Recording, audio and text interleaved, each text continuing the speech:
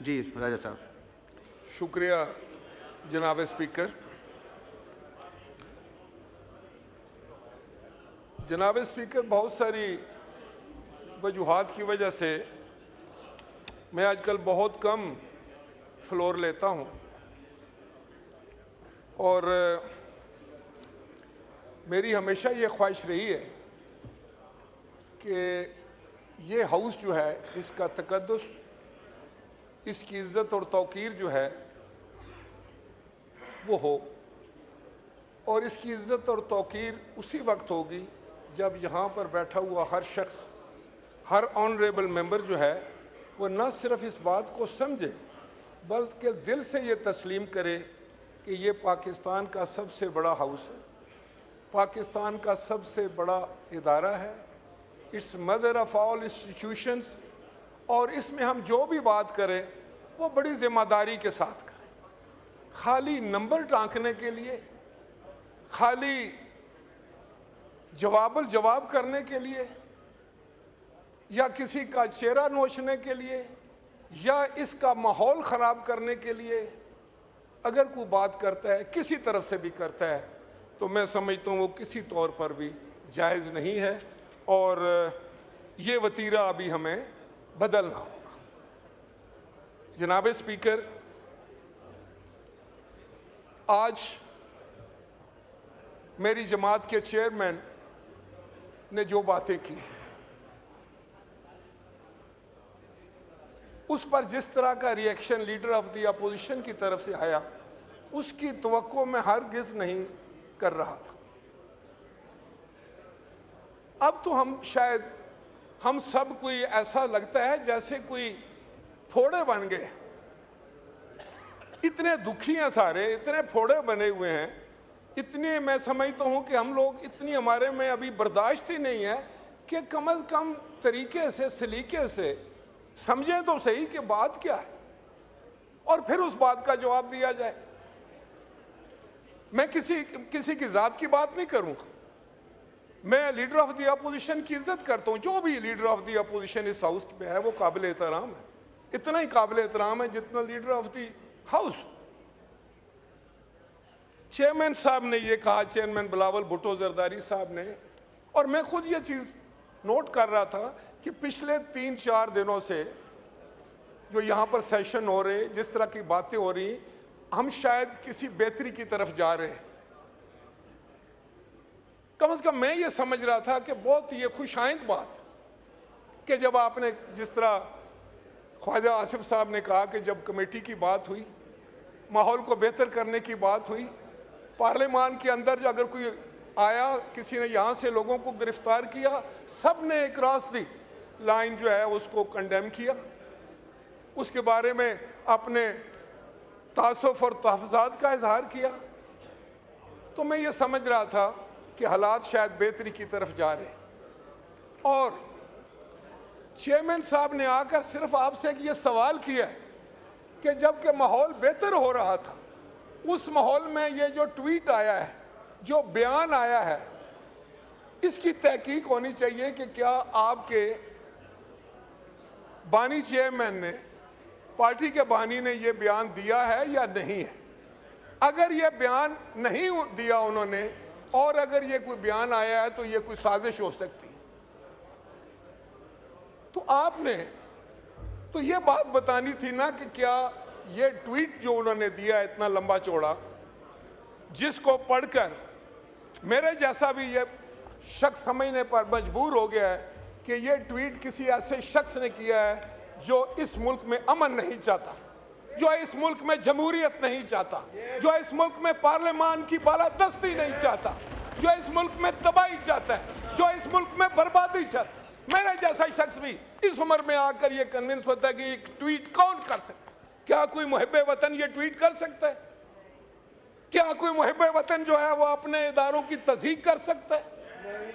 क्या अपने इदारों को इस तरीके से कंट्रोवर्शियल बना सकता है? आपका अगर आर्मी चीफ कंट्रोवर्शियल है, आपका चीफ जस्टिस कंट्रोवर्शियल है, तो क्या मुल्क है फिर? ये किस तरह मुल्क चलेगा? ये फिर किस तरीके से हम अपनी हिफाजत करेंगे, अपने मुल्क की सालमियत की हिफाजत करेंगे? खुदा का खौफ करो आप लोग, पहले सियासत सीखो। ठीक है, पार्टी के साथ वफादारी भी होती है, कायद के साथ भी वफादारी होती है, लेकिन सबसे बढ़कर मुल्क के साथ वफादारी होती है। लीडर ऑफ दी अपोजिशन ने कहा है कि उनके नाना जान और चेयरमैन के नाना जान, मैं दोनों नाना जान को जानता हूं और उसकी होश है मुझे। अगर आप मुझसे पूछते हैं तो मैं आपको बताना चाहता हूं कि आपके नाना जान ने इस मुल्क में आमरीत की, दादा जान, आपके दादा जान ने इस मुल्क में आमरीत, जमहूरियत को तबाह बर्बाद किया, और चेयरमैन के नाना जान ने आपको वोट का हक दिया, आपको आइन दिया, आप जिस हाउस में बैठे हैं उसकी वजह से।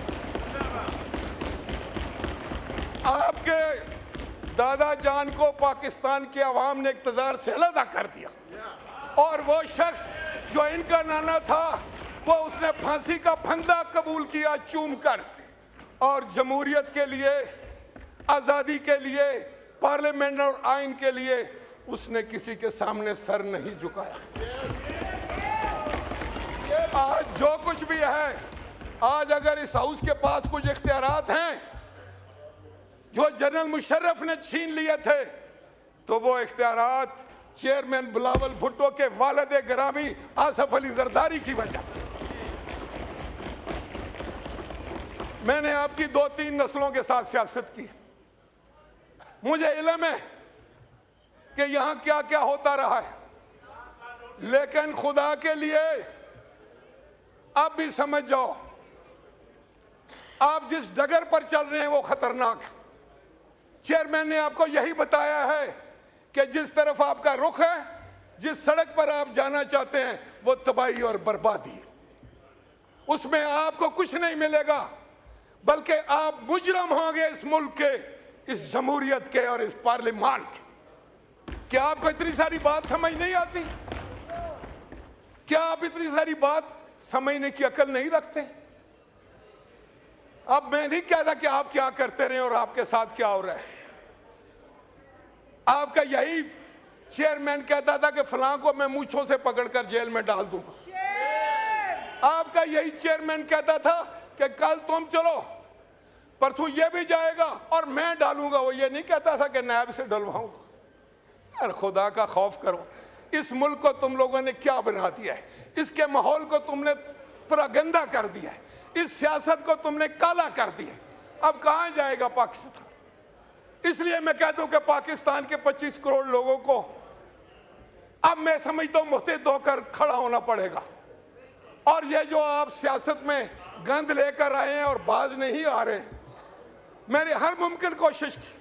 मैं आज भी किसी जगह ये पैगाम देकर आया था कि इस वक्त मुल्क को सिर्फ हम आहंगी की ज़रूरत है, एक दूसरे से मोहब्बत करने की ज़रूरत है, एक दूसरे का हाथ पकड़ने की ज़रूरत है, एक दूसरे का साथ देने की ज़रूरत है पाकिस्तान के लिए। लेकिन आप तो नफरतें बेचने वाले लोग हैं, आप तो नफरतें फैलाने वाले लोग हैं, आप तो जानबूझकर अगर अच्छा माहौल हो तो उसको ख़राब करने वाले लोग। किस तरह यह पार्लियामान चलेगा? जगदई साहब आप बताएं, आप आइन और कानून की बात करते हैं, इन रवैयों से आइन और कानून मजबूत होगा, पार्लियामान मजबूत होगी? आज 25 करोड़ अवाम एक तरफ, उनकी तो कोई बात नहीं हुई। कितनी दफा इन्होंने महंगाई पे बात की है, बेरोजगारी पर बात की। जब तुम लोग थे हुकूमत में, तुमने कहा था कि 1 करोड़ नौकरियां, किधर गई? 50 लाख घर, और ये सबज पासपोर्ट की बड़ी इज्जत होगी, ग्रीन की। पाकिस्तान ऊपर जाएगा, ऊपर जाएगा, किधर गया? कहां गया पाकिस्तान? इस हालत में छोड़ा है पाकिस्तान को।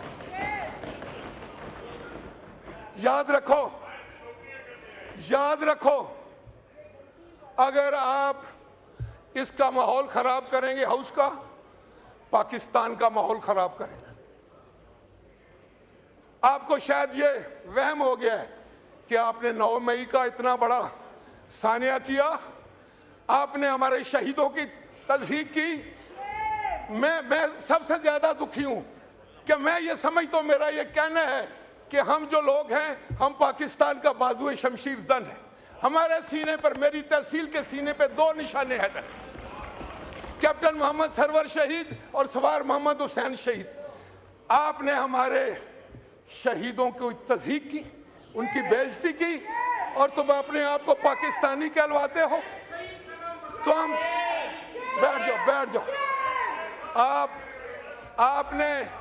आपने जाकर जीओज के ऊपर हमला किया, आपने हिंदुस्तान को खुश किया, आपने जहाजों को आग लगाई, आप कोर कमांडर के घर पर हमला हुए।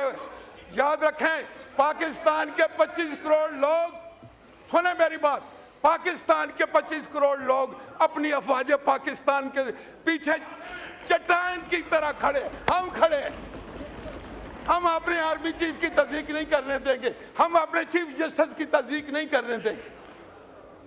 ये कैसे हो सकता है कि आप आर्मी चीफ की तस्दीक करें, उसको कंट्रोवर्शियल कर दें, आप चीफ जस्टिस को कंट्रोवर्शियल कर दें, तो सारा निजाम ही तबाह करना चाहते हैं।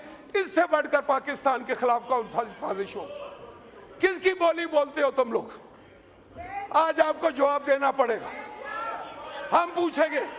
और चेयरमैन ने आपको यह कहा था कि क्या यह ट्वीट आपके चेयरमैन ने किया है? आप उठ के बताओ कि किया है या नहीं। बस यह सवाल है मेरा। जनाब स्पीकर, ट्वीट का अगर ये जवाब भी नहीं देते, 9 मई का भी जवाब नहीं देते, करप्शन का भी जवाब नहीं देते, अदालतों का भी जवाब नहीं देते, पार्लियामान के अंदर भी जवाब नहीं देते, तो क्या ये समझते हैं कि इस तरीके से हर चीज को ये बुलडोज करके चले जाएंगे? इनकी जिम्मेदारी है, इन्होंने माहौल खराब किया है जो आज सुबह तक ठीक था। उस कमेटी से बेहतर काम लिया जा सकता था, कंसेंसस बन सकता था, लेकिन तुम लोग कंसेंसस के दुश्मन हो, तुम लोग पाकिस्तान के दुश्मन हो, तुम लोग हमारे अमन के दुश्मन हो, तुम लोग पाकिस्तान के अवाम के मफादात के दुश्मन हो, तुम लोग जमहूरियत के दुश्मन हो, तुम पार्लियामान के दुश्मन हो और तुम आइन के दुश्मन हो। शुक्रिया।